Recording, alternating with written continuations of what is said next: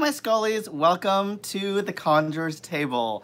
Sorry, I know I was like a few seconds late, but I was just about to go on and realized I forgot to cut up all the numbers for the giveaway selection. So I quickly had to cut everything up and put it into Dave's singing bowl, which he's super pissed that I kind of stole for this. And I was like, I need a bowl, Dave, I'm taking your singing bowl. And he was like, okay.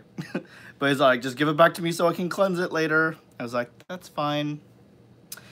So, ooh, I hear myself. That's awkward. You know what? This light is like, ah! Hold on. Holy crap. Why do I still look, ugh. Let's do that. Does that work? That's a little, no, I still look bright. There we go. That's better. Okay, so who is here? Hello, Caroline. Hi, Xanthia. Hello, Raquel. Hi, Jack. Hi, Desist. Hi, Alexa. Hi, Justin. Hi, Catherine. Hi, Hexen. Hello, hello, hello. Hi, Ashley. Hi, CJ. Hi, Thomas. Hi, Leolyn. Hi, hi, Denise. I said that. Oh, did I say that? Well, hello again. Hi, Tammy. And hello, Not quite sure how to help you with that. Alexa. Shh. Stop. Jeez. Hello, Jennifer. And who was I just saying hi to? Hi, Rochelle. So, is Dave sick? No, he's watching a movie since I'm doing my live by myself this time. No, I'm watching your live. Oh, no, he's... I'm creeping. Just kidding. He's creeping. He's creeping over on the couch. But, yes, so here is the list of everyone that put a comment on what I should name my little owl for Hecate. And that's my little owl. He's made of stone. I found him at a thrift store. And, oh my god, I keep hitting this table. And I had amazing 31 people put a vote in on what I should name my little owl. And hello, Kimber Kiss. How are you? Glad that you're here. Hello to all the new people that have arrived. That this is their first time viewing my channel. So what happened? I finally reached my 500 subs. Well, actually, I'm well over that. But I decided to do a quick giveaway to name that owl. And whoever I select by drawing a number out of here will win a deck of their choice from the Book Depository website. Any deck they choose from that, and I will send it directly to them because it's free shipping. So, how this is going to work is I named or wrote down everyone's channel names on here, and next to it I wrote down the name of the owl that they think I should name my owl. And everyone has a number, and all I'm going to do is shake this up and select a number, and whoever that person may be will win the deck of their choice.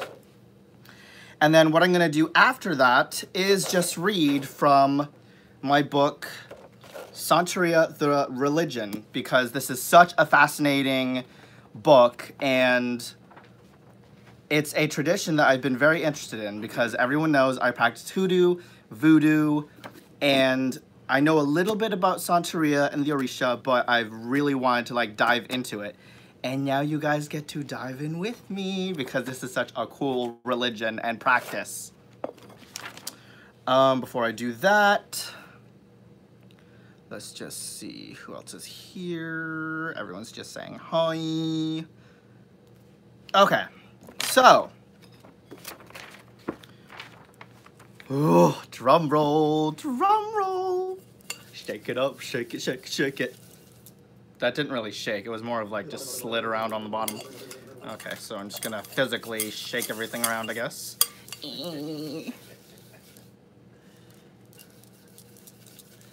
Okay.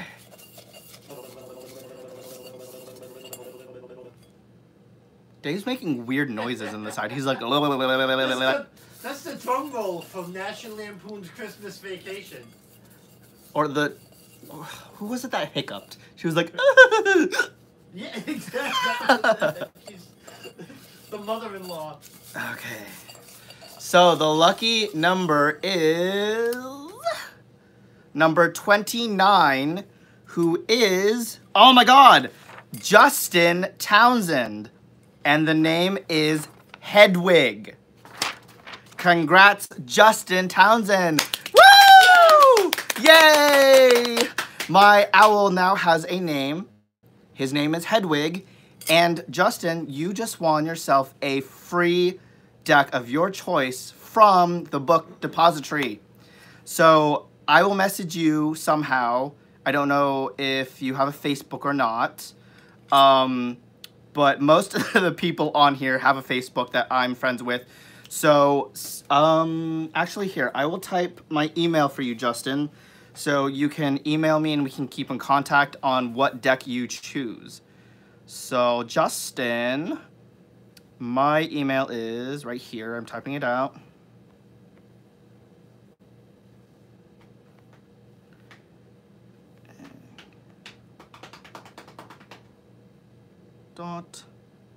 .com.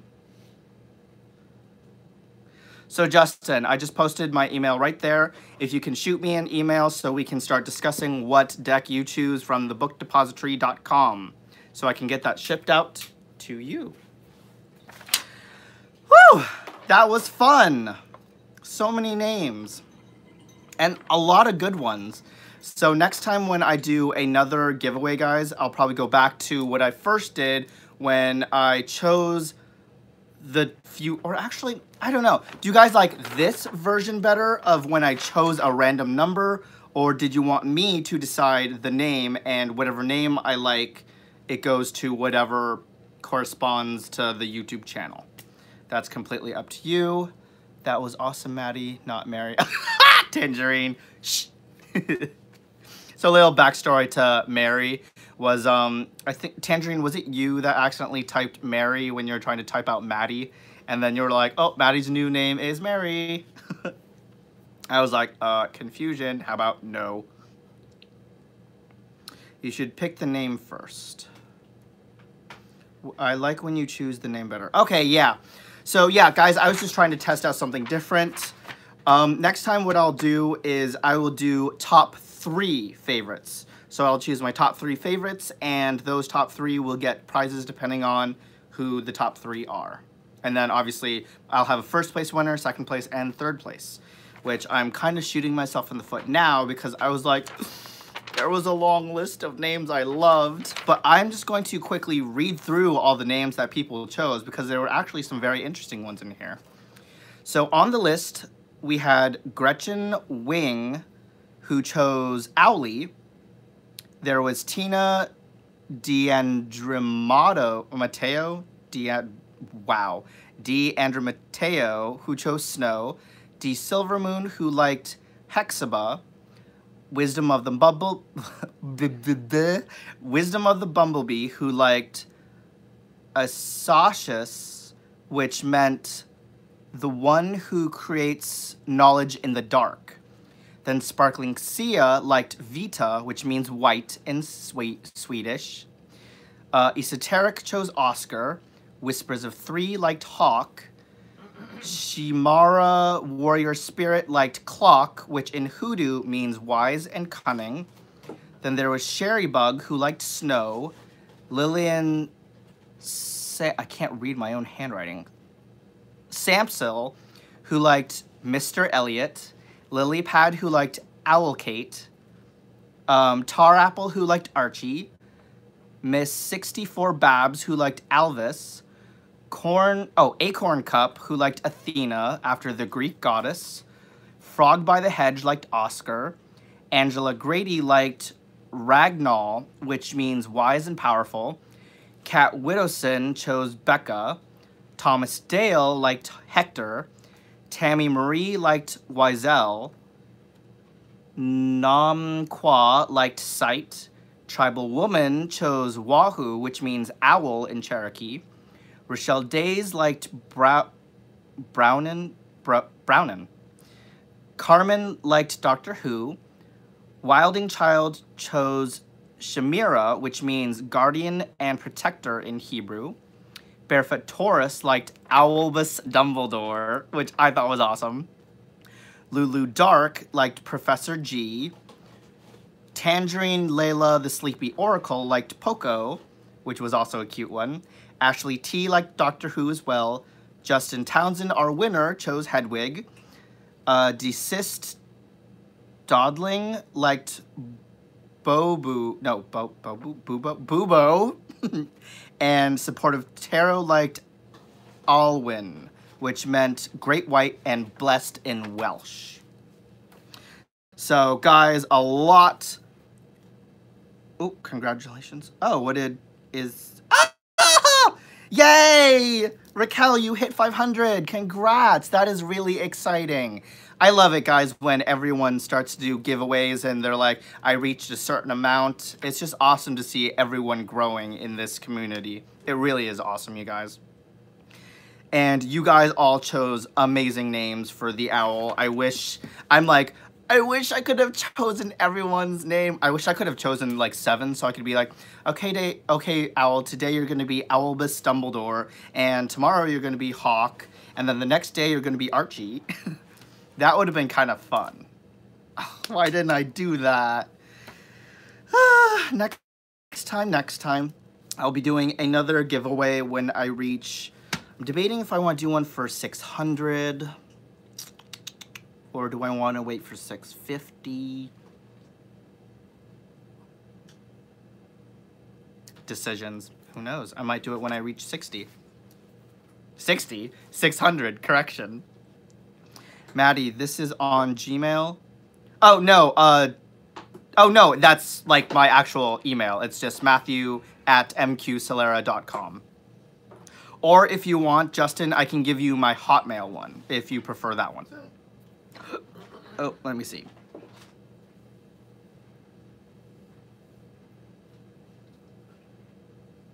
Maddie, why not do for every 100 you like? Yeah, that's what I was thinking, Tangerine, because I did one for 500, so I'll do the next one for 600. And just waiting on Justin. Justin, if you're there, did you want me to send you my Hotmail email? If that's easier for you. Okay, it was in the it was in the video labeled 500 giveaway. But that's okay. Or no, Kay, I think you did mention something, but you didn't put a name down. You did say congrats to the 500, if I remember seeing that correctly, but you forgot to put down a name for the owl. Hi, Happy Hunter. Glad you're here. Maybe he can get a discount, the mail. Oh. Okay, I'm just gonna scroll up a bit here, see if I missed anything.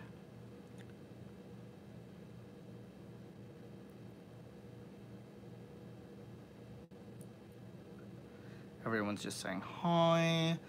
Oh, can send it through Jen's Instagram. Oh, okay. Actually, here, Justin, I'll just type out my Hotmail one. Oh, wait, let me see if I can get you a message on your email. If not, Justin, try this one as well, just in case.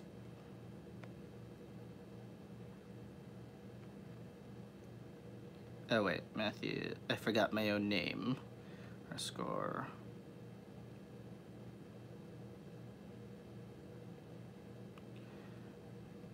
Where's the @? Mail.com.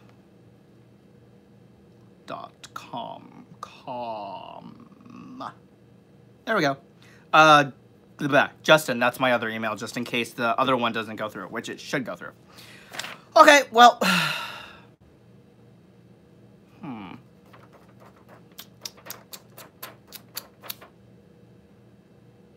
Okay. Well, that is over with. And let's move on. So guys, I'm going to be reading a little bit from the Santeria, the religion book, because this is one tradition, spiritual practice that I actually have found very, very interesting.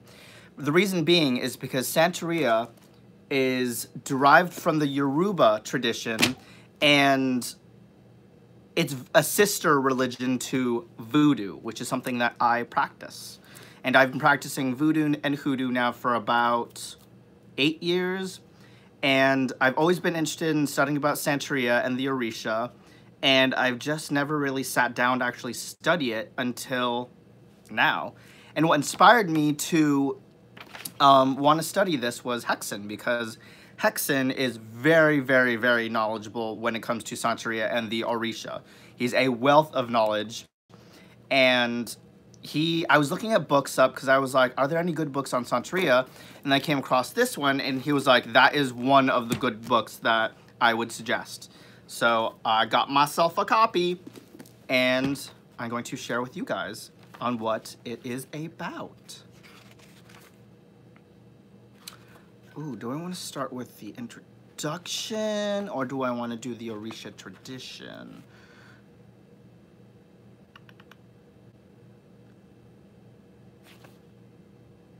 You know what, I'm going to start with the Orisha tradition, because the introduction is interesting, but... Or should I start with that?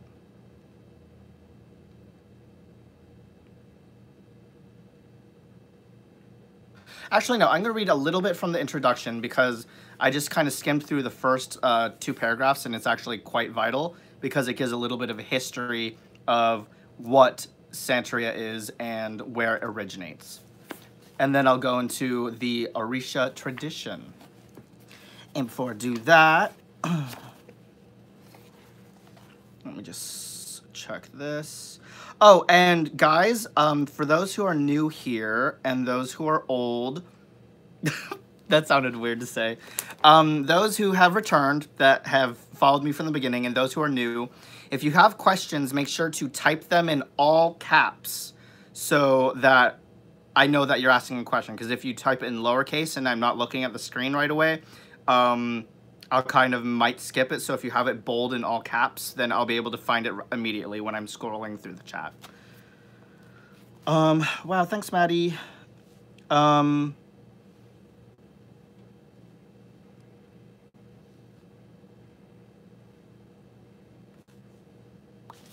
let's get started.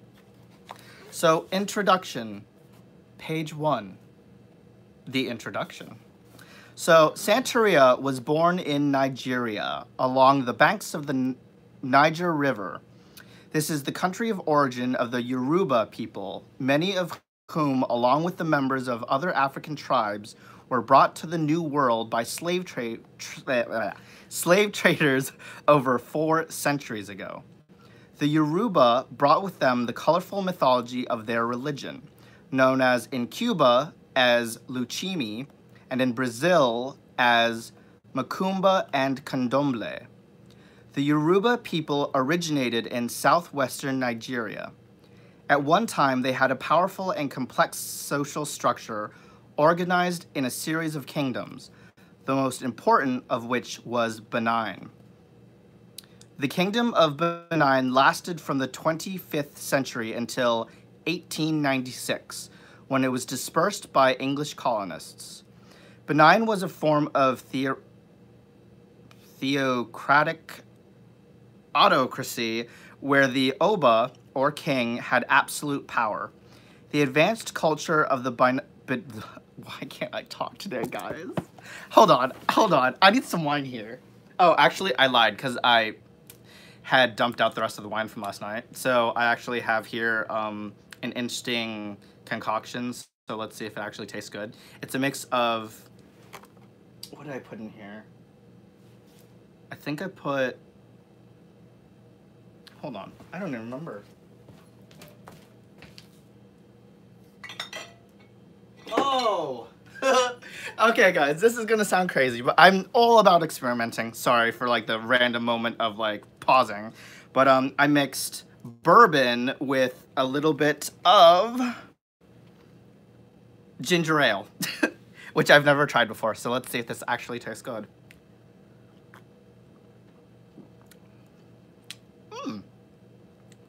Kind of tastes like sparkling wine.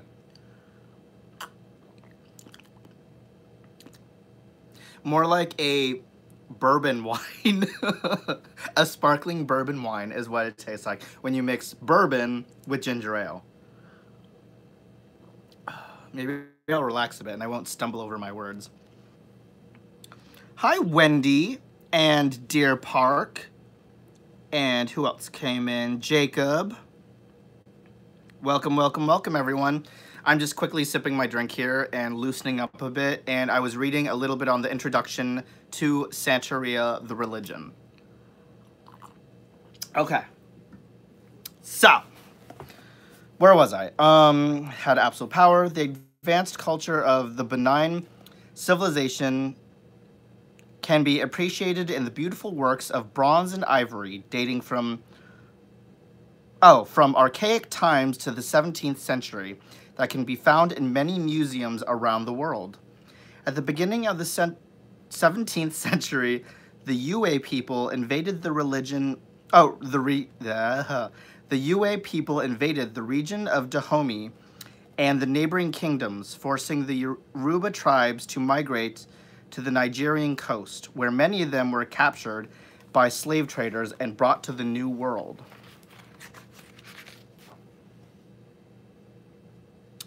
The most interesting and important aspects of the Yoruba culture are its mythology and religious practices.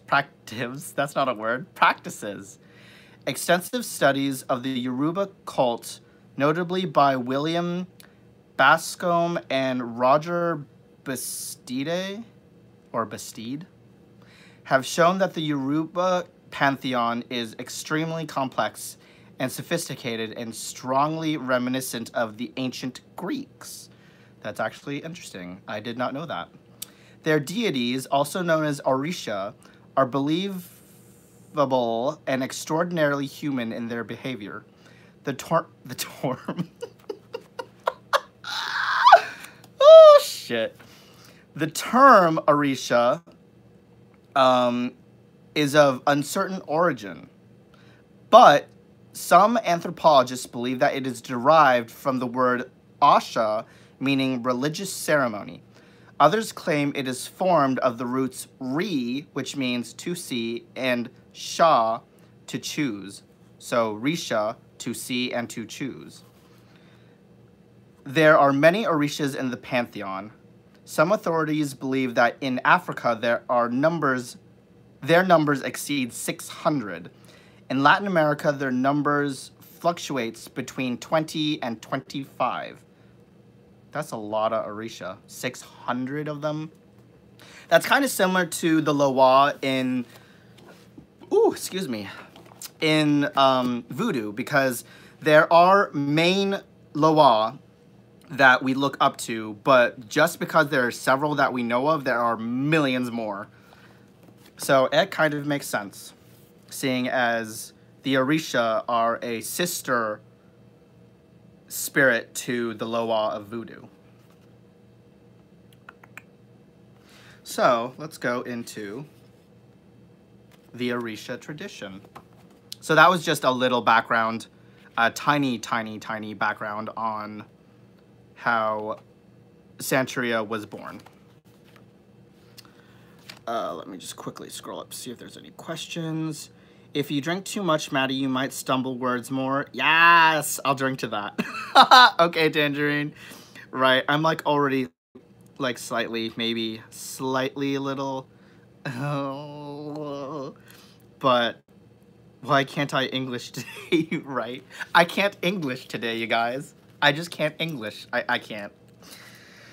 Okay. Actually, no, hold up. I need to have a sip. How's everyone been doing today?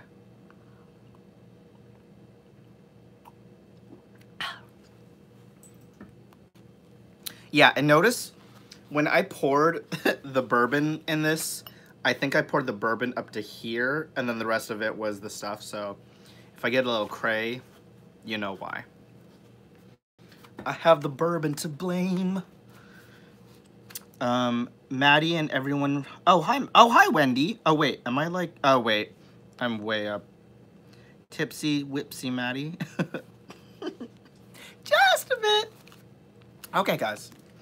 Let's go into reader mode. The Orisha Tradition, Chapter 1. The Yoruba people of southwestern Nigeria and the neighboring republics of Benin, Dahomey, and Togo number more than 10 million. They are subdivided into more than 20 subgroups, each of which was traditionally an autonomous kingdom. In spite of the many differences between the various subgroups, enough cultural links remain to indicate that they all belong to the same ethnic group. This is particularly true of their language, which according to scholars has been spoken by the Yoruba for several thousand years. The antiquity of the Yoruba is reckoned not only by linguistic evidence, but also by archaeological studies that seem to indicate that the tribes migrated from the east, perhaps from the Upper Nile, at the beginning of the Christian era. It is during this period that we begin to trace the extraordinary complexity of the economic, political, artistic, and religious aspects of the Yoruba culture, which ranks among the most developed in West Africa. That's like having a piece of cake with vitamin, Maddie. Like a little soda and a lot of alcohol, right, Tangerine? Oh, thank you, Kimber Kiss. Don't drink and read. I'm just kidding. Ha! Too late. And plus, I feel a lot more like, well, hello. That makes no sense. I'm just going to continue reading. One of the most outstanding characteristics of the Yoruba culture was the formation of the city-state kingdoms and a process of urbanization unique among so-called primitive peoples. The center of their civilization, both politically and religiously, has traditionally been the holy city of Ife, if I'm pronouncing that correctly, which I'm probably not, so forgive me. All the various city-states or kingdoms formed a pyramidal? Why does that sound so weird, you guys? Pyramidal. I feel like I should say pyramidal, but it's not. It's pyramidal, like the pyramid. Social political structure, at the apex of which was the city of the Ife. The word Ile means home, and indeed, Ife is considered the ancestral home of the Yoruba people. The head of Ife was the Uni, or divine king, from whom all the other Yoruba kings, or Orbas, received the right to wear the beaded crown that was the symbol of their power. The Uni was said to be a direct descendant of Oduduwa,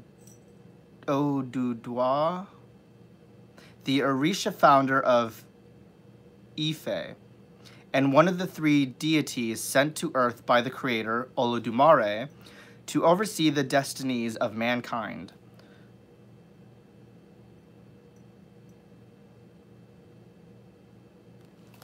Hold on.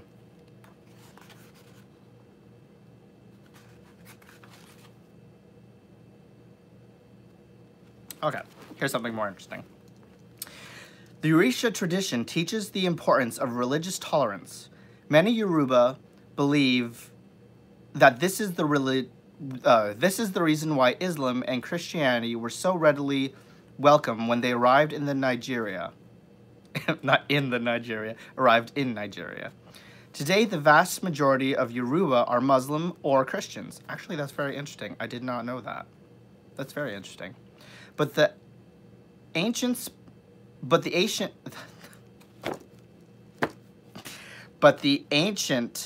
beliefs are so deeply rooted that they often revert to the traditional practices, especially during times of dire need.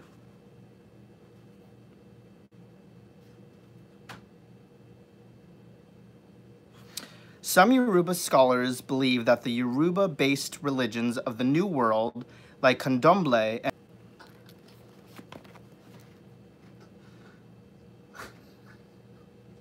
am I back? Okay, I'm back. What did you lag out? Yeah, I did for a minute. Where was I? Some Yoruba scholars believe that the Yoruba-based religions of the New World, like Candomblé and Santeria, are not the result of syncretism, but rather the acceptance of the Yoruba slaves of the Catholic religion. This acceptance, according to them, was rooted in the traditional Yoruba aspect for other religions.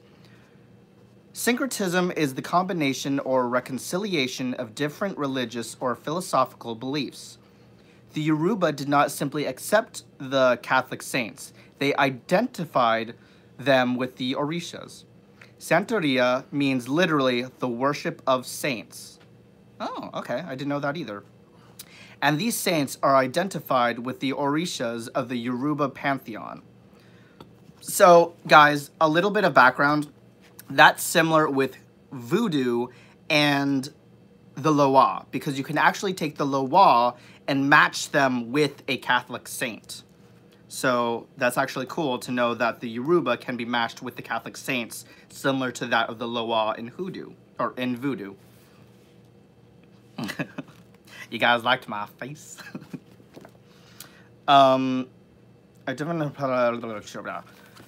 There are Yoruba-based, but because of the syncretism and other changes that took place throughout the centuries, they should be considered as independent religions, different not only from the original Yoruba beliefs, but also from one another. They are all a part of the Orisha traditions, but each one is an individual phenomenon. Their roots are intrinsically Yoruba, but each one has taken the special flavor of the country where it was born. For example, Candomblé is strictly Brazilian, Shango is typically Trinidadian, and Santeria could only have arisen in Cuba. So even though there's different practices, they're not necessarily all the same. Think of it as we have voodoo. Within voodoo, there's branches. We have West African voodoo, which is the root of voodoo. And off of that, we branch into Haitian voodoo, and over here we branch into New Orleans voodoo. Both similar, but very different practices. And then from there, so that's voodoo over here, and then from there we branch into Santeria, and then from there we also branch into what I just figured out is Kumla, which is the Filipino witchcraft practice. So there's many different practices out there that are similar, but each one has their own unique traits, similarities, and differences.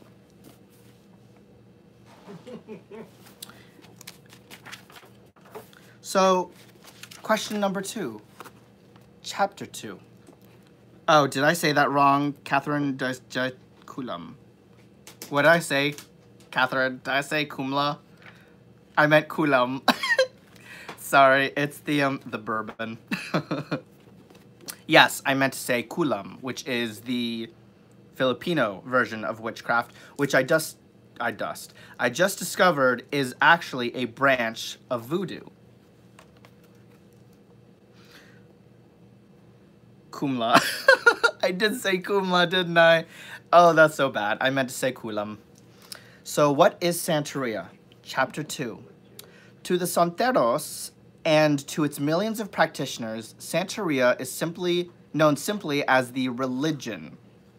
So that's kind of similar to voodoo, yet again, and hoodoo. So think of it as, because everyone's like, what's the difference between voodoo and hoodoo? So we have voodoo, that is the religion. It deals with the Loa spirits. Then we have hoodoo, that is the practice of like herbs and spells and gree-gree bags. Similar to witchcraft. We have Wicca, that's the religion, and then we have witchcraft, that's the practice. So Santeria is the religious aspect. Matt is tipsy, tongue tongue. Yes, see? Tongue is getting twisted.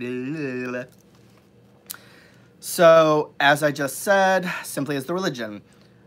I thought of Santeria as a cult, which is... So it says, because it's written by the guy, he's saying, my own extensive research into the subject has convinced me that this is exactly what Santeria is. In the beginning of my studies, I thought of Santeria as a cult, which is the way many researchers see it, which is actually what I saw it as in the beginning. But this is a view I no longer share. A cult often uses a central figure or leader as either a subject of worship or to provide spiritual guidance. In Santeria, there are no leaders who are viewed as central to the religion or as objects of worship. The Santeros and Santeras, who are the priests and priestesses, are seen only as the mouthpiece of the Orisha, or saints, and as the instructors of the mysteries of Santeria. The Santeros, who become imbued with a sense of their own importance, are said to be... Okay, wait. So, this is a word I do not know. Endiosados, that is, identified and are harshly criticized by other Santeros, which is very true. It's kind of like in voodoo as well. In voodoo, we have a priest, which is known as an ungan, and then we have a priestess, which is known as a mambo. And I know in that community, they can be very with each other because it's all about the correct knowledge. And if you don't know it, then they're like, girl, you ain't a mambo. Or if you do know it, then you're like, damn, girl, she got it. But yeah, they can be harshly criticized. That's not even a word. They can be very harsh with each other. Let's just say that. Thank you for clearing that up between voodoo and hoodoo, Maddie. No problem, Kay. I'm back. My cat wasn't being nice to me, like always. Just let her out of my room because she bitches mood. Oh, I know, right? Happy Hunter, like... I love Thor. He's our cuddle kitty. He's the only one out of the two that actually cuddles with us constantly, but he can be a bratty cat. And when he's a bratty cat, I mean, like, sometimes I'll go to pet him and he'll go to, like, nib at you. And sometimes I don't know if it's playful or if he actually is in, like, human, why are you touching me mode.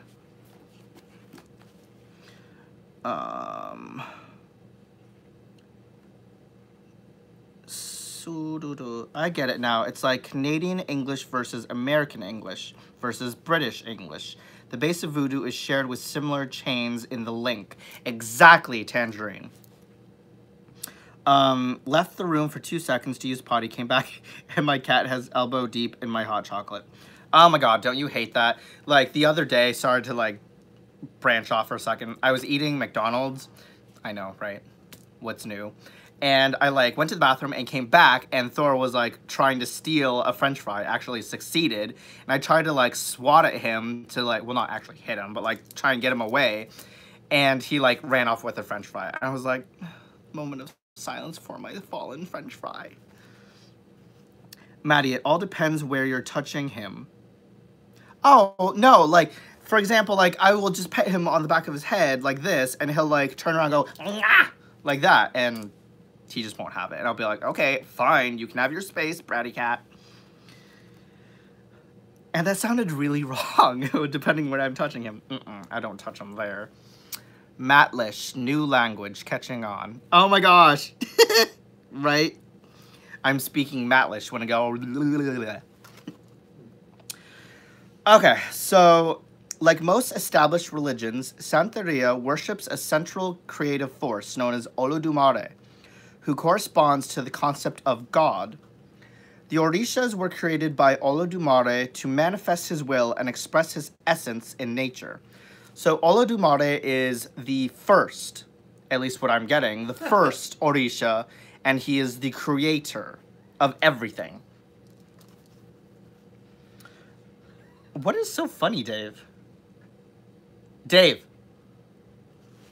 Hold on. Dave!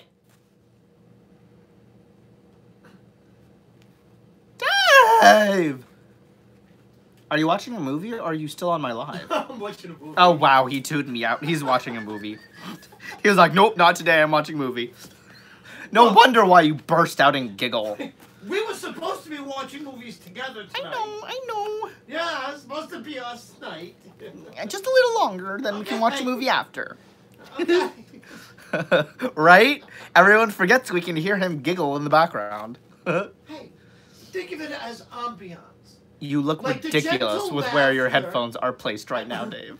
Just like the gentle laughter in the background of a bar conversation when you're sitting at the table with your friends. Or we could take it as the gentle giggle in the background and you're laughing at something I just read that was important.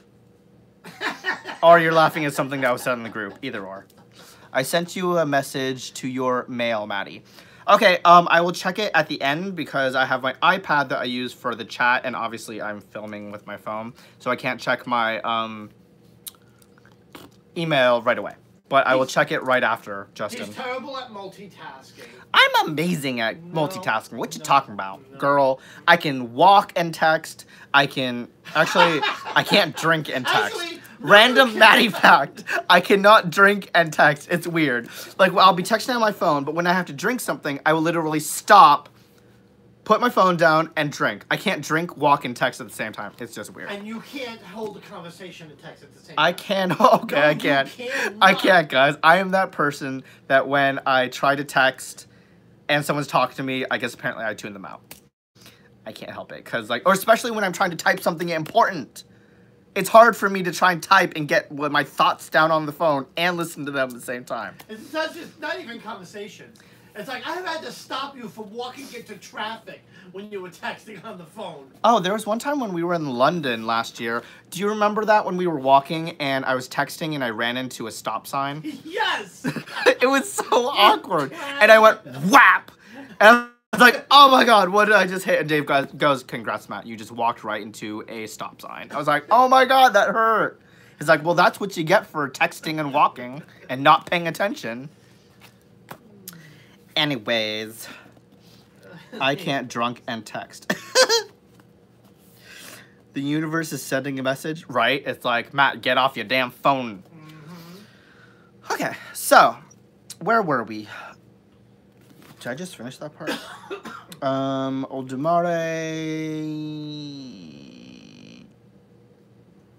Oh, concept of God. The Orishas were created by Olodumare to manifest his will. We said that.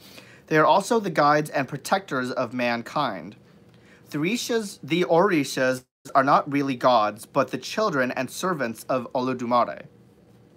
In this sense, Santeria is a monotheistic religion rather than a polytheistic one.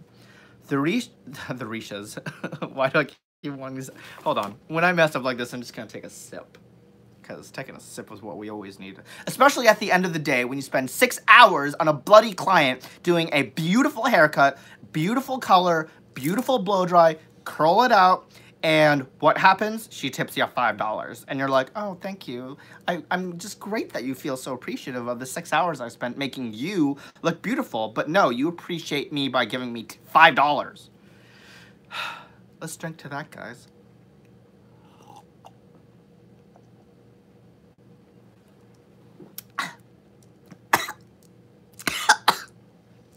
Damn. Actually, let's polish it off. Okay. So, where was I? The Orishas are not worshipped as gods, but as guardian angels. Don't joke. Too late. One of the central beliefs of Santeria is that every individual's life is overseen by one of the Orishas. It does not matter whether the person believes or not in the Orisha. He or she has that divine protection and guidance of all of his or her life. The Orisha is known as that person's guardian angel, or alternatively as his or her father or mother, depending on whether the Orisha is male or female. Hold up. I'm going to read that again. He or she... Oh, my God. Okay. it does not matter whether the person believes in or not in the Orishas. He or she has that divine protection and guidance all of his or her life. The Orisha is known as that person's guardian angel, or alternatively, as his or her father or mother, depending on whether the Orisha is male. Oh, okay. So, for example, Hexen from Hexen Cases YouTube channel and Jennifer Willowind of the Thrifty Witch YouTube, they both have Yemaya as their Orisha, as their head Orisha. So I guess that means that Yemaya is their mother. They are... Oh, hello, Hexen. I forgot you were here. Yes, so Yemaya is your mother. Just like I just did a reading for myself to see, which I know there's debates saying that you can't figure out who your Orisha is by doing a reading on yourself. But I was curious to see what my card said, and if you guys are curious, I used... Where's it? Oh. This beautiful deck to figure out who my head Orisha, who's the main Orisha, and then the body Orisha, who is in second in command. Why isn't this opening? So this is the deck that I used to figure it out. So depending on what the cards I drew were, I got a sense that Yemaya is my mother, and then my father is, I think it was Elegua. So this is the back of the deck. This is the New Orleans Voodoo Tarot deck. So this is the back. And then here's just a couple cards. So the New Orleans Voodoo Tarot is very different from a standard. It's still a Rider-Waite deck. You can still read it as Rider-Waite as it corresponds, but it's upside down. Oh, the whole deck was upside down. Awkward. But it can be a little different and takes a little bit of time to get used to, but it's a beautiful deck and a very powerful deck. So this is what I used to try and figure out who my two Orisha were. Tangerine. Wait, like Yemaya is your mama?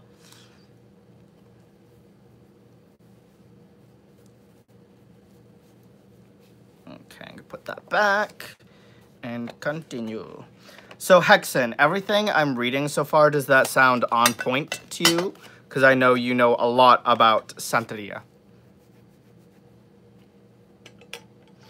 Oh, that's good, Happy Hunter. Hexen. Oh, Matt, you need to go get a professional spiritual reading as it is a bit different than regular reading. Yeah, Hexen, that's what I'm going to do. I was just curious to see if that is possibly who it might be. But I definitely want to go to a Botanica to get an actual reading. Tangerine, I don't know this all Yemaya to me. Still learning. Oh, so guys, Yemaya is the goddess of the oceans and the seven seas. Well, the oceans are the seven seas. Oh, welcome back, Justin. Hope you had a pleasant bathroom break. Hey, I just came home from work. I'm glad I was able to see some of the live. Yes, for those who just came in, I am just reading a little bit of my book here that I received a few days ago and just teaching you guys a little bit about Santeria, the tradition, and the Orisha, who are the spirits of Santeria.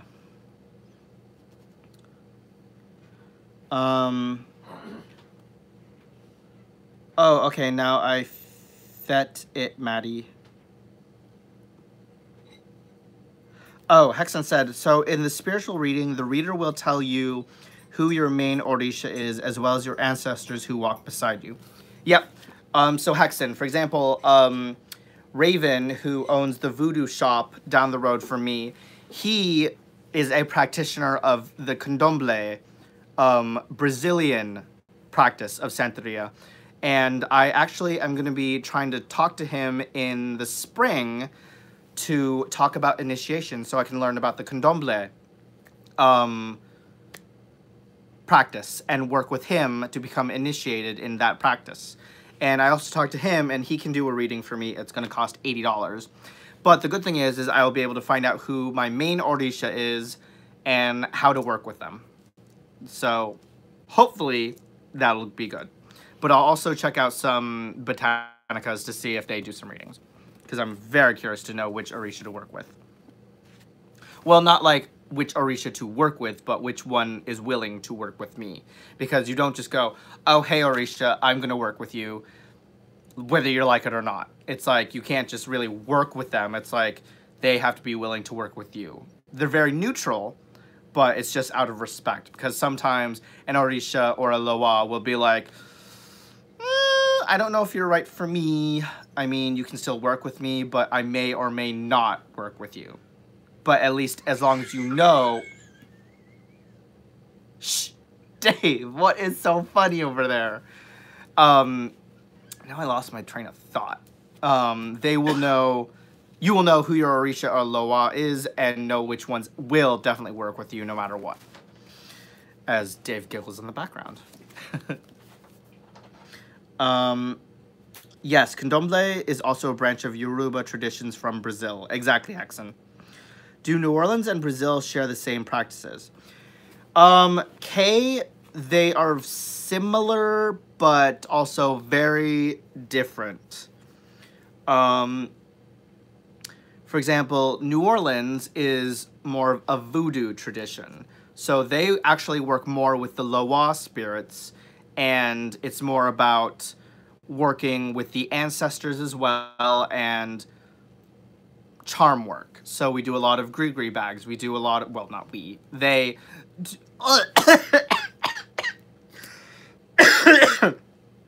Excuse me. That went down the wrong throat. Wait, as if I have more than one throat that went down the wrong pipe. Where was I? Gree bags, charms, spells, and then candomblé is a similar practice to Santeria. So think of it this way. As I said earlier, there's Santeria and then there's branches. So candomblé is a branch of Santeria, but not exactly the same. Whereas voodoo, there's West African voodoo, but then there's branches of New Orleans voodoo and Haitian voodoo that are similar to the root, but they have their own separate practices. Matt, what is Dave watching? Maybe I'll watch later so I could laugh too. Dave!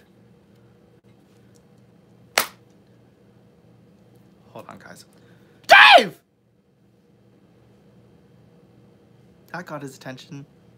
What are you watching? That is so funny. A movie. What movie? South Park. Oh, he's watching South Park. That's why. I love that word Santeria. I'm probably spelling it wrong. That's okay. It's spelt... Meow. Come on, iPad. Santeria. This kitty's so cute. There we go. I'm loving this book. I'm reading on folk magic and conjure. Yes! Yes, Raquel. I'm so glad you are. If you have any questions, Raquel, you can always message me, because I have a lot of books on folk magic and conjure if you want some advice on some good books, because I know a few. Hi, D Silver Moon. Dory, right? Kay, I also want to learn more about these practices. Can you recommend a good book? Kay, it depends on what you want to practice or learn about. For example, the Haitian Voodoo Handbook by oh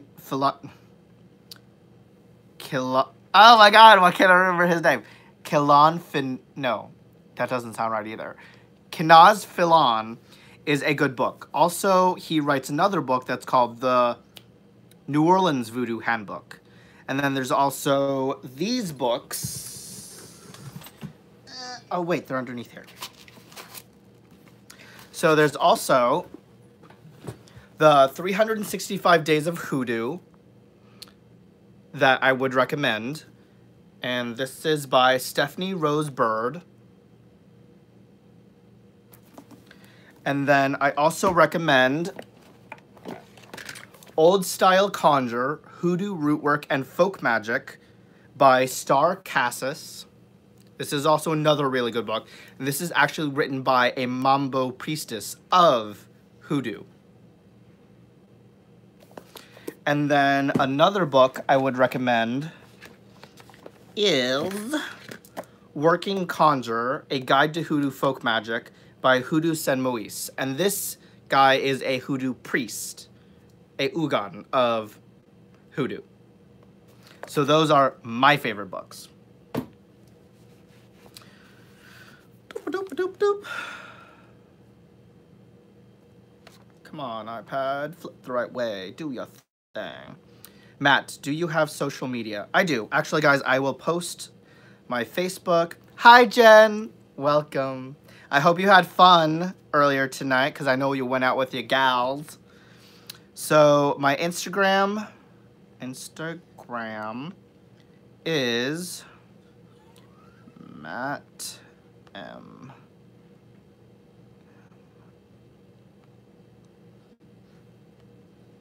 So that's my Instagram, guys, that I just posted. And then on Facebook, you can find me at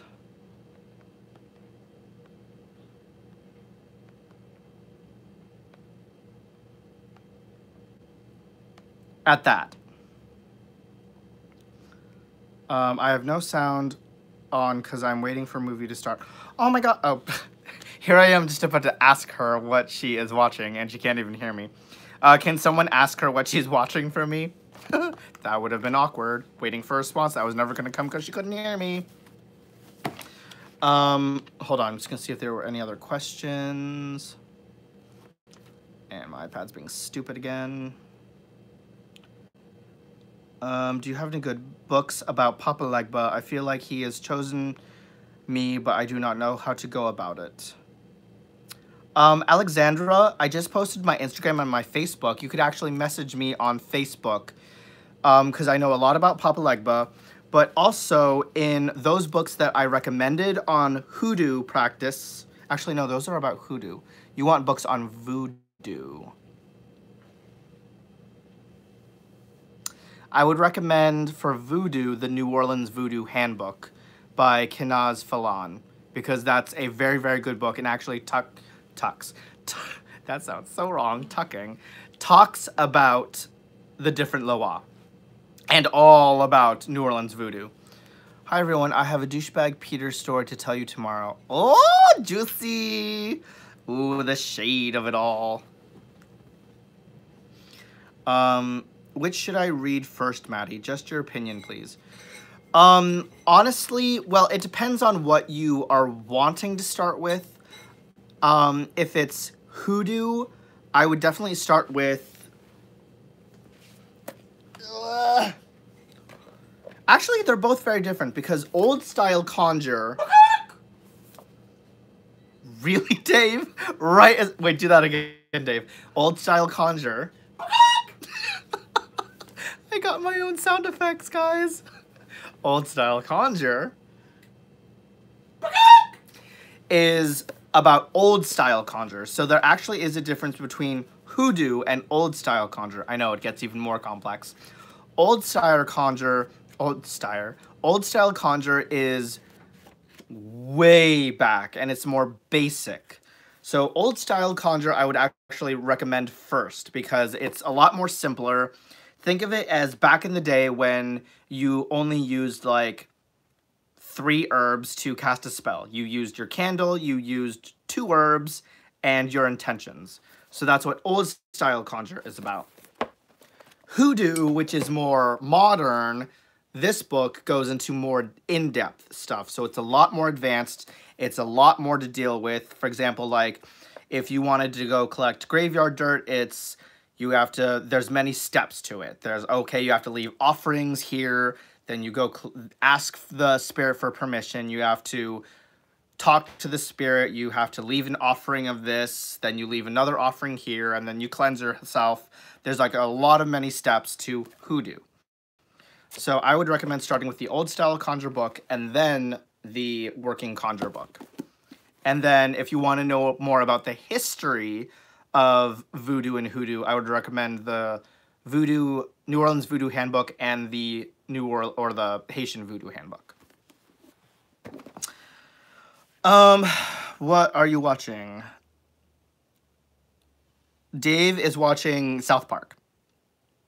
Jennifer, Dave's watching a movie too, laughing all blah. Jennifer, what movie? Do you have Twitter? No, I do not have Twitter. I never really got into the Twitter because I was like, I don't really know what to post on the Twitter. You don't have Twitter? No, I had a Twitter, but I didn't really post anything because I was like, I'm not the type to post like every single thought on my mind. So, okay, take that back because I'm always posting all about my my altars. Yeah. But I was never like, oh, hashtag... I farted. Right, exactly. Hashtag I farted. Oh, that's got to go up on Twitter. I've always been more of an Instagrammer just because of I'm a hairdresser, so I was always posting up my hairdressing work, and then I post pictures of hoodoo once in a while. And obviously, I'm more of a Facebooker, so I've never been a Instagrammer. I can't buy all three at once. Okay. So, quick question. Out of those three, which ones are you drawn to immediately? Hoodoo or... Why am I thinking? Haitian voodoo or old style conjure? Quick. Which one? You can't decide that quickly. That's something that you gotta connect with. Well, yeah, that's true. It's like you gotta connect to it, but that's how you have to start out. You have to start off with one. Yes, so let's put it this way. When I first started learning about voodoo, like me, I was super overwhelmed. I was like, okay, there's 3 different branches. There's West African voodoo, there's Haitian voodoo, and there's New Orleans voodoo. I literally had to choose one just to begin with, and then you can always go to the other 2. So I started off with learning about the root of everything and the history. So I started with learning about West African voodoo. And then after I finished researching a little bit about that and understanding what that was, I then branched off into learning what hoodoo was and then about New Orleans voodoo. So it depends on what you want to start with. So I can recommend all these books and then the different branches, but it's up to you to decide which one to start with because everyone obviously has a preference of what to start with.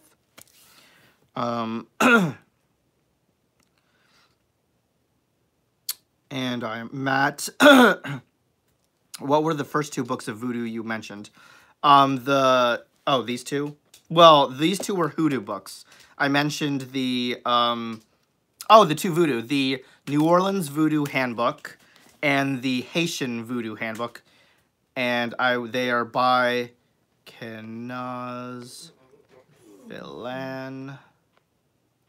Not Filament. Haitian Voodoo Handbook. And not Godoy, because that's not a word. Voodoo.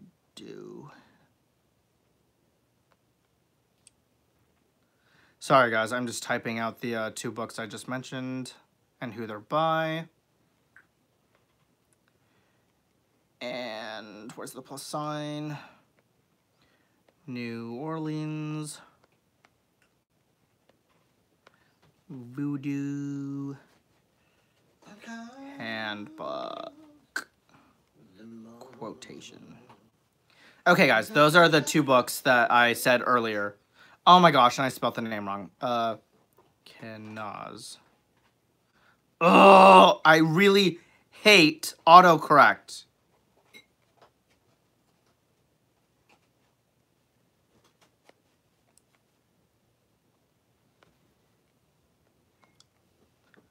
Filan. There we go. That's the correct person. Kenaz Filan.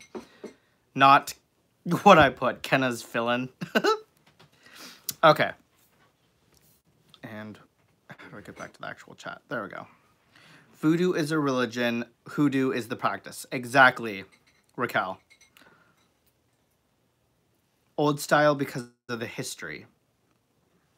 So then, oh, was it K?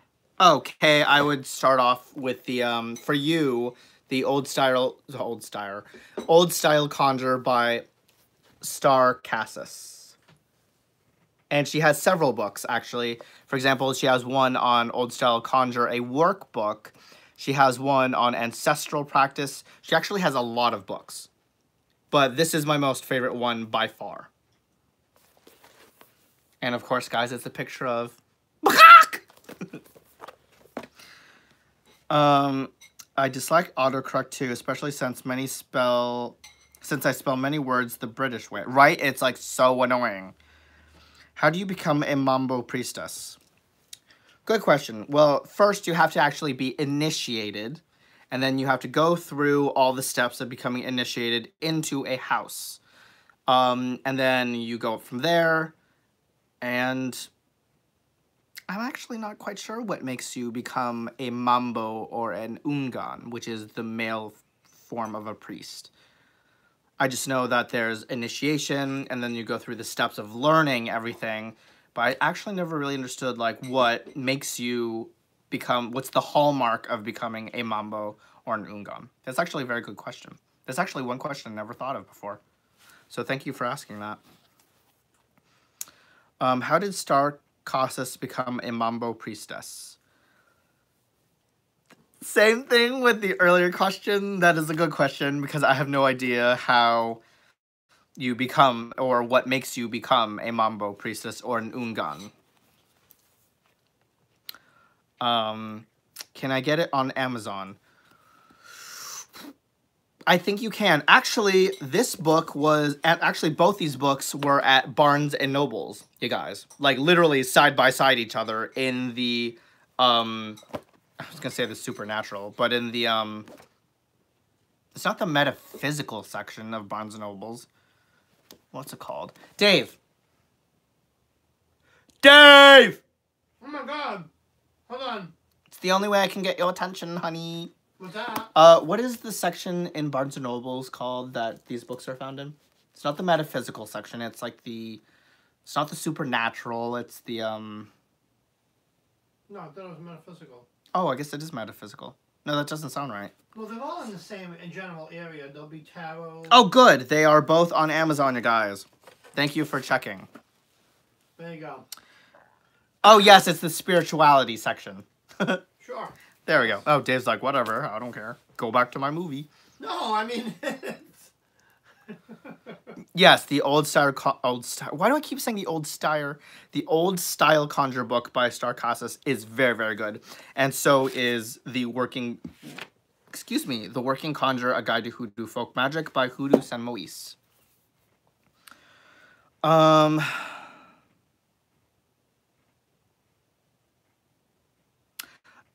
okay, then Kay, you can get them on Amazon. They're both available on Amazon.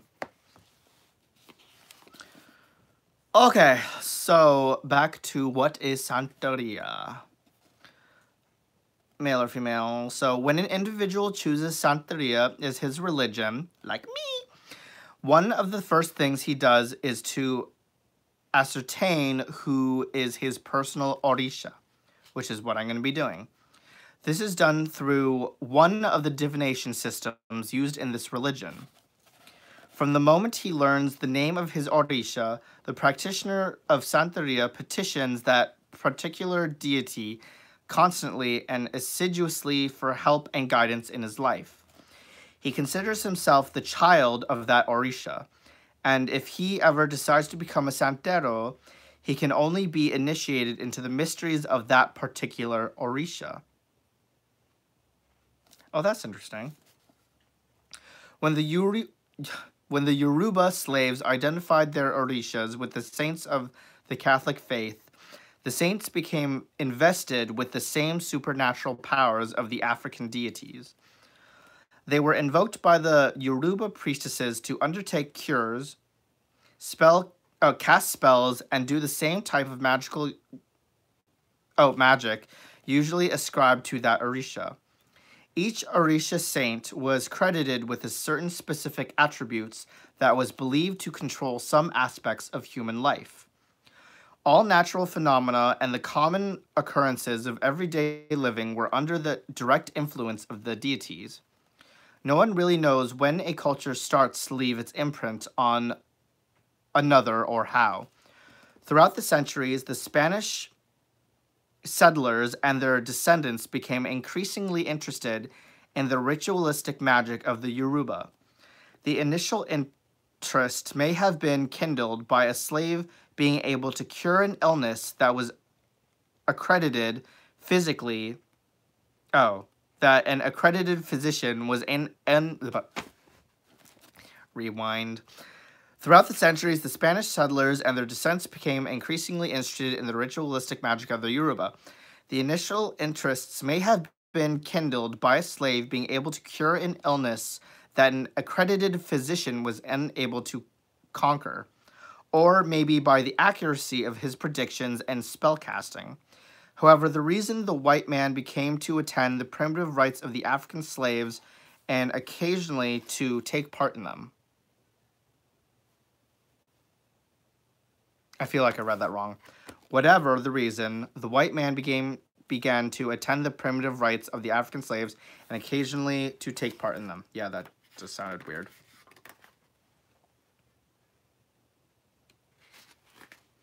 Thank you for posting that. Oh, never mind. That's not to what I thought it was. Oh, CJ said, what is the site called? What is that site, actually?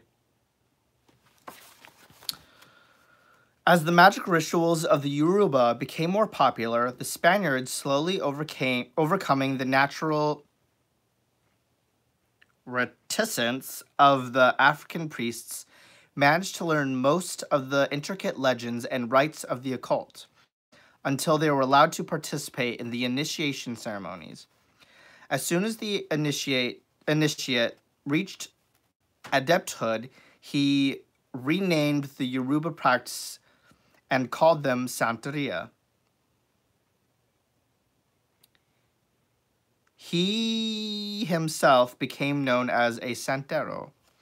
He preserved the African names of the Orisha and used them in conjunction with the names of the Catholic saints with which they had become identified. Most important, he continued to observe the various rituals, especially the divination system and the major initiation ceremony, which he named asiento, a Spanish word that means seat. The choice of this word may be explained by the fact that the saints are believed to take possession of their initiates and literally mount them. The Santero is known commonly as the horse of the saints, which makes sense because when you're being mounted by an Orisha, it's like you're a horse. I'm sorry, I'm tipsy, so that sounds really weird and kind of funny, actually. But it's true. During the initiation, the seat of the saints, that is, the mind of the initiate, is conditioned for future work. The asiento is also known as hacer el santo, which means literally to make the saint. The modern santero practices very nearly the same type of primitive magic as the old Yoruba priest did, but with marked Catholic overtones. Most of the Yoruba words that he uses in his rituals have been so heavily influenced by the Spanish language that a native Yoruba often has difficulties in recognizing them as part of the Yoruba lexicon. There have been other changes. In Nigeria, for example, each city kingdom worships its own Orisha, and the king or Oba of each city often claims direct descendancy from that Orisha. During the slave trade, the inhabitants of different city kingdoms were gathered together and brought to the New World. The various Orishas worshipped in those city kingdoms also came together, and that is why Santeria pays homage to the many deities instead of one that is done in Nigeria. There are cases when an entire city kingdom was captured and its inhabitants brought to the Americas as slaves. In such cases, in such cases, the Orisha who is worshipped by the city no longer exists in Nigeria. Well, that's actually quite interesting to hear. A typical example is that of Ochusi, the divine hunter, which is one of the Orisha, syncretized in Santeria as San Isidro Labrador. Ochusi is very popular in Santeria and is a member of the powerful Trinidad known as the as the Warriors. They help to protect the Cheerios. The Warriors. So let me rewind because that was really wrong. Ochusi is very popular in Santeria and is a member of the powerful Trinidad known as the Warriors, composed of Ochusi, Elegua, and Ogun. But Ochusi is no longer worshipped in Nigeria because of all the inhabitants of the city he ruled were brought to the New World. So that makes sense. What Orisha would be equivalent to Saint Christopher? Actually, that's a very good question, Shamara. Let me just quickly look that up.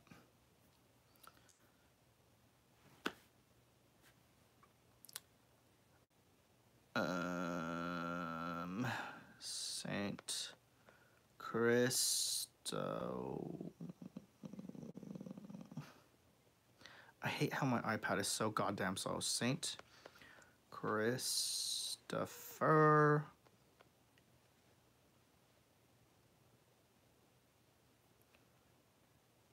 Orisha.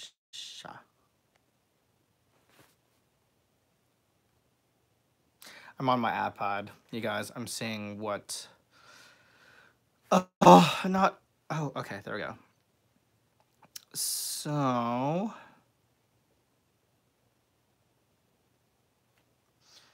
Let me just see here.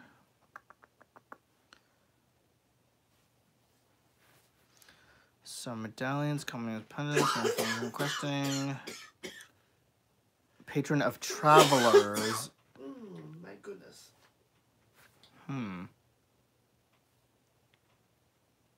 Actually, let's put it this way.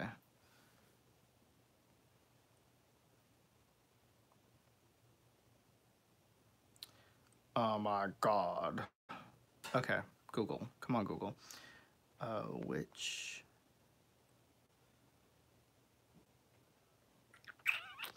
Which Orisha matches Saint Christopher? Ooh, good question. Of course, I spelled that wrong.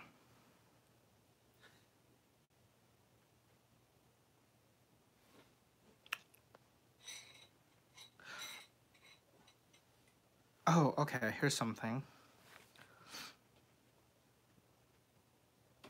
Okay, so I'm just on the site here. Volcanoes.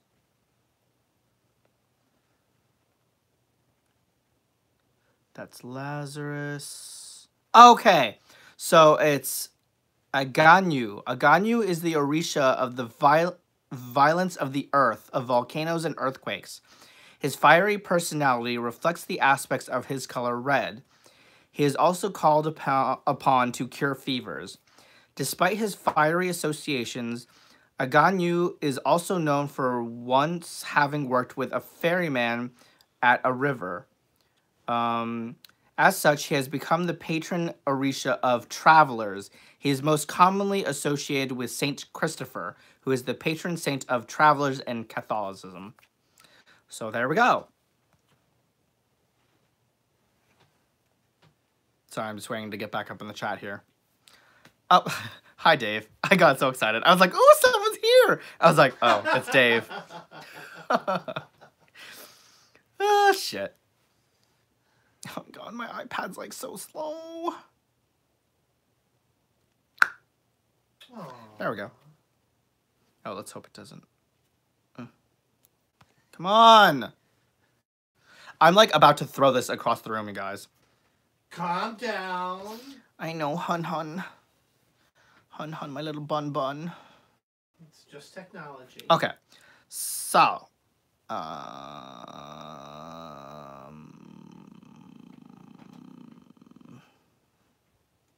Happy Hunter, of course, we all support LGBT. Hello, I am gay. I am married, and my husband is actually Dave. Come make an appearance. Come, child. Come. Oh, I'm not all. Hold on. Oh, Come here, honey, boo boo. see, Come here, baby. this is why I asked you Come earlier.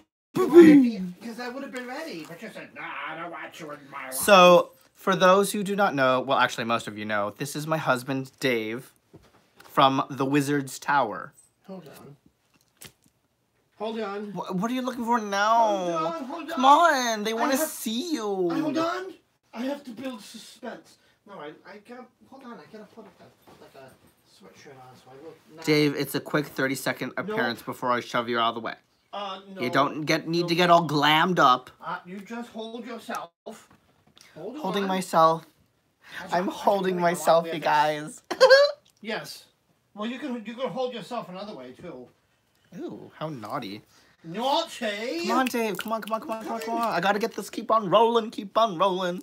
Rolling on the rail. Did you ever put a hoodie on backwards? It doesn't work. Oh my god. Dave just put his hoodie on backwards and it looked ridiculous. He like pulled the hood up over his face. I was like, Dave, I think that's the wrong way. Almost there. I'm almost there. Tick tock. Tick tock. Oh, this ain't my hoodie. Come on, girl. You look fine. But it fits nice. Great. Now come over here. Now that fits great. So I got me a new hoodie. You do realize that's my hoodie anyways you're wearing, right? You realize That I gave to you.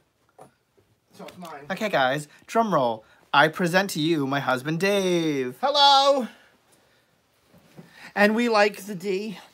Oh, Lord. Obviously.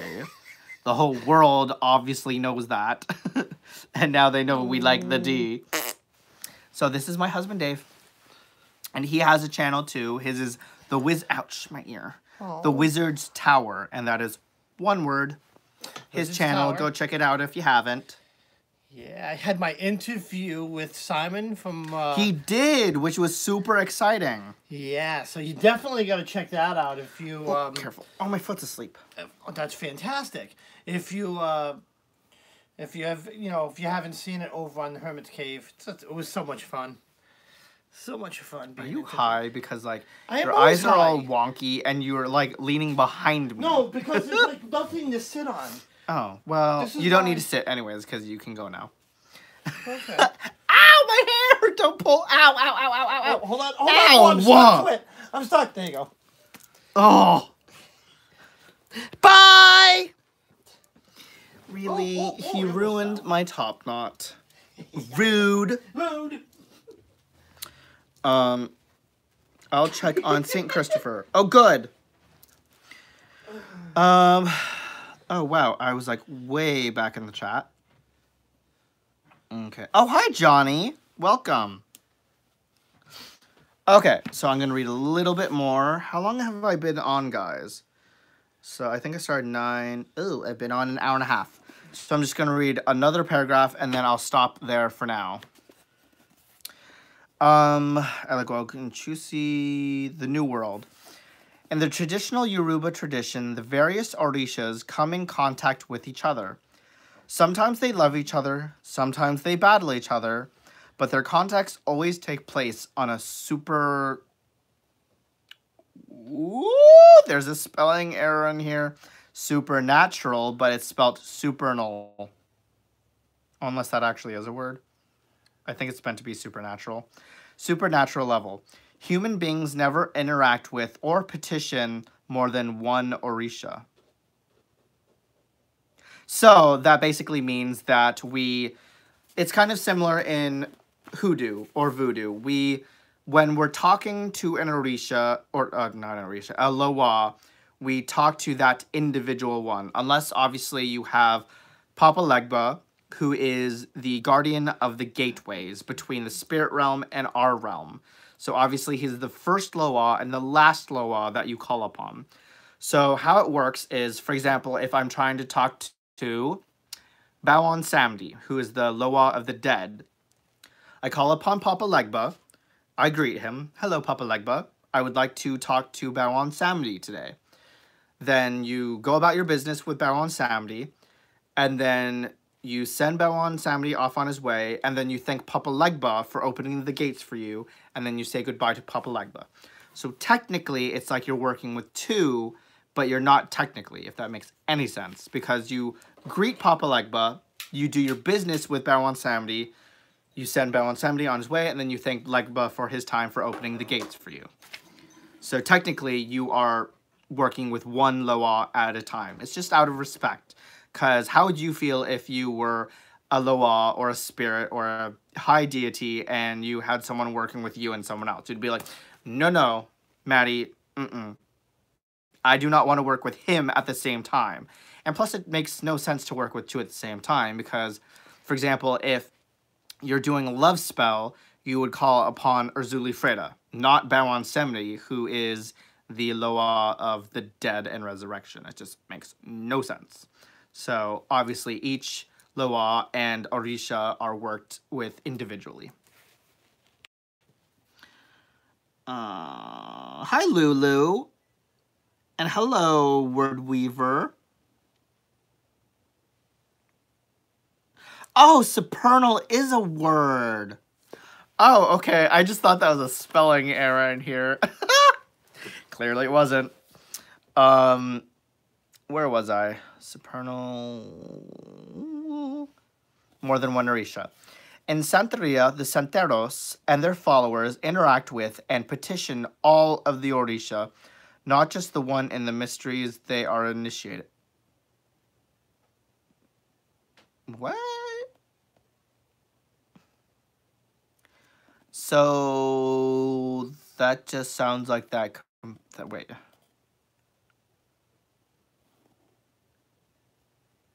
That makes no sense. Did that make sense to you guys? Because that just made no sense to me. Because it just said human beings never interact with or petition more than one Orisha.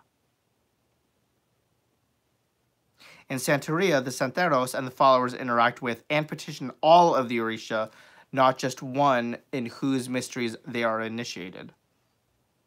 Hexen, are you still there? Because that just sounded so confusing to me, and I need your help.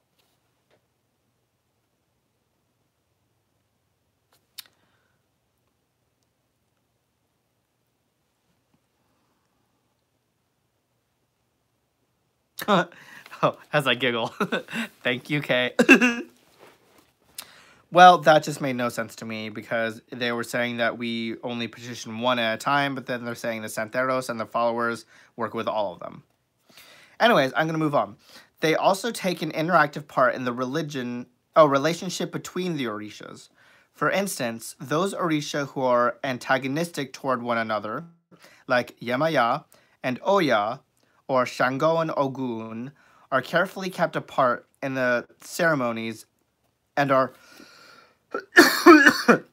never fed together. In other words, the Santeros participate in the feud between the Orishas, observing and respecting it, but never attempting to alter it. Otherwise, a Santero can never initiate the child of an Orisha, who is the lover or mate of his own Orisha. Ooh, that's a whirlwind.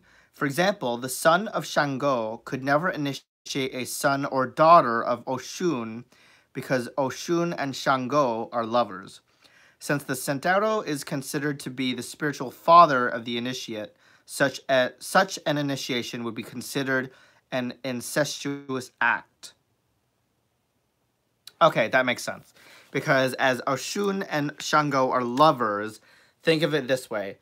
They're parents. Because remember, we have a mother and we have a father. And then we have us, if you are initiated into them, you become their children.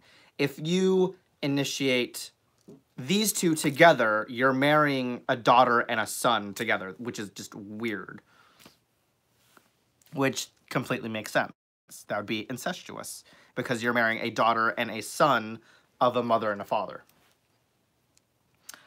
Have you ever get your heart broken before? I have. Lots of times. Lots and lots and lots of times before I found Dave.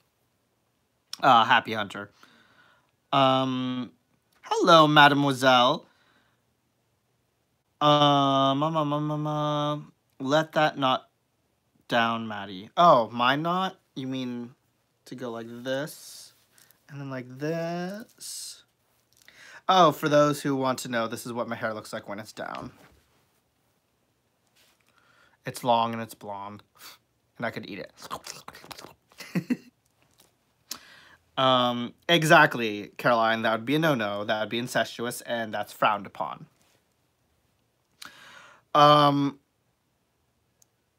Incestuous act. To the Santero, the Orishas are not remote divinities. Ensconced, that's a weird word, I do not know, in their heavenly niches, far removed from worldly matters. On the contrary, they're... Oh, so we're talking about the Santero now. So on the contrary, they are vibrant, living... Oh, I guess not. We are still on the Orisha. On the contrary, they are vibrant, living entities who take an active part in his everyday life. One does not pray to an Orisha on bent knees. One confronts him or her face to face, either as a force of nature, in the wind, in the fire, in the sea, or better yet, when the Orisha have taken possession of one of his or her children. For at this time it is not only possible to talk to an Orisha, the Orisha can also answer back. And that means when you are in possession, obviously, because they're talking to you when you're in possession. So it makes sense that they're answering back. There's something very moving and strangely comforting in speaking face-to-face with an Orisha. It reminds us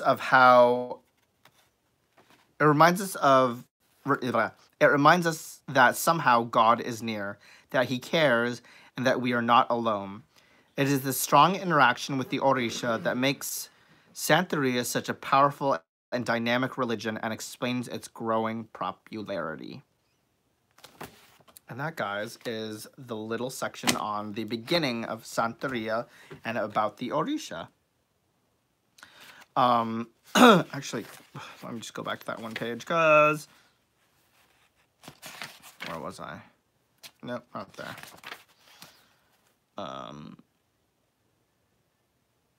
Yes, so if that makes sense, let me just explain it, because it's probably confusing.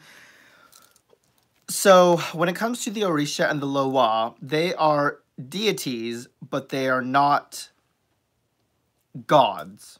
So let's put it this way. We have God, the all-ruler at the top, and then we have the Orisha and the Loa in between us. We talk to the Orisha and the Loa, not God, because he's like way up here, and he's too busy doing his godly stuff, that we are able to talk to the Loa and the Orisha, who serve as intermediary between us and God.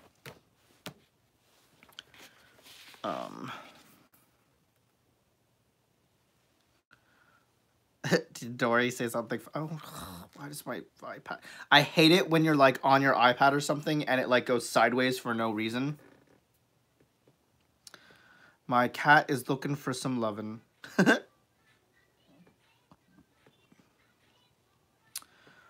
Yeah, I had someone in my life before everything went wrong for me. Oh, I'm so sorry, Happy Hunter.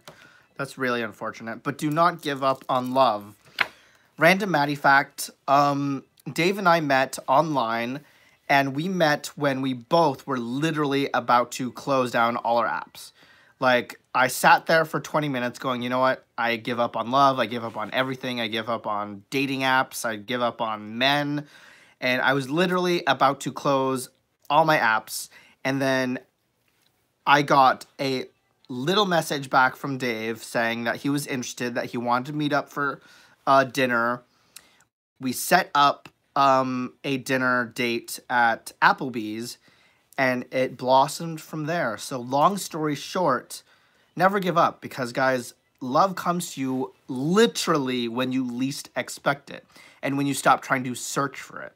At least that's how it worked for Dave and I, because at that moment, we stopped trying to find it, and that's how we found each other. Doop, doop, doop, doop, doop.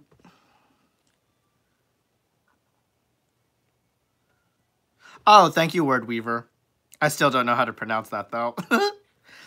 D. Silvermoon. The Botanica where I live is owned by Santeria. Oh, that's cool.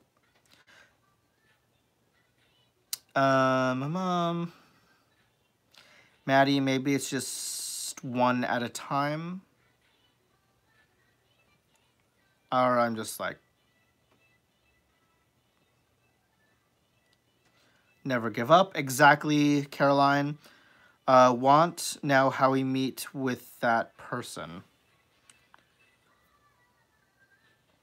Wait, what do you mean, Happy Hunter?